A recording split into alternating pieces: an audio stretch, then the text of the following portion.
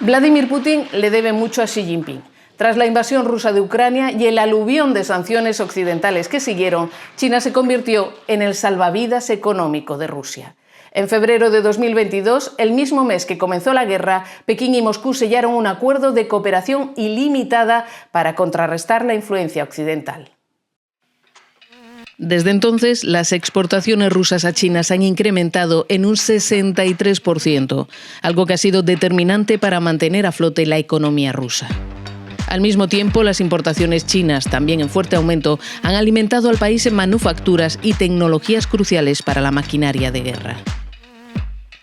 Como se observa en el gráfico, los intercambios progresan a un ritmo sostenido. El año pasado alcanzaron un nuevo récord de 244.000 millones de dólares, un 66% más que en 2021, antes de comenzar la invasión rusa de Ucrania. Rusia es uno de los pocos países que registran un superávit comercial con el gigante asiático. China es, con diferencia, el primer socio comercial de Rusia, mientras que Rusia solo es el quinto de China. Como podéis imaginar, la base de ese comercio es la energía.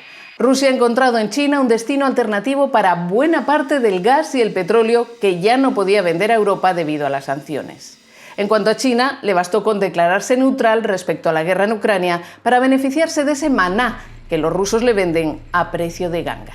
Según cifras oficiales, el gigante chino absorbe un tercio de toda la producción rusa. Cifras que podrían ser muy inferiores a la realidad, pues no incluyen las ingentes cantidades de crudo que llegarían a China a bordo de la llamada flota fantasma, que según estimaciones mueve el 70% del petróleo ruso sin aparecer en ningún registro. Por tierra, Rusia envía su gas a China a través de un gasoducto llamado Poder de Siberia, un tubo de más de 2.000 kilómetros que conecta los yacimientos de Siberia Oriental con la frontera china y permite el paso de 38.000 millones de metros cúbicos al año. Y sobre la mesa está otro megaproyecto, el Poder de Siberia 2, con capacidad para 50.000 millones de metros cúbicos adicionales, que conectaría la península de Yamal en el norte de Rusia con China a través de Mongolia. Rusia apuesta a fondo por esta canalización, pero China le está dando largas. ¿Por qué? Porque aunque el gas ruso es más barato, China no quiere depender en exceso de Moscú.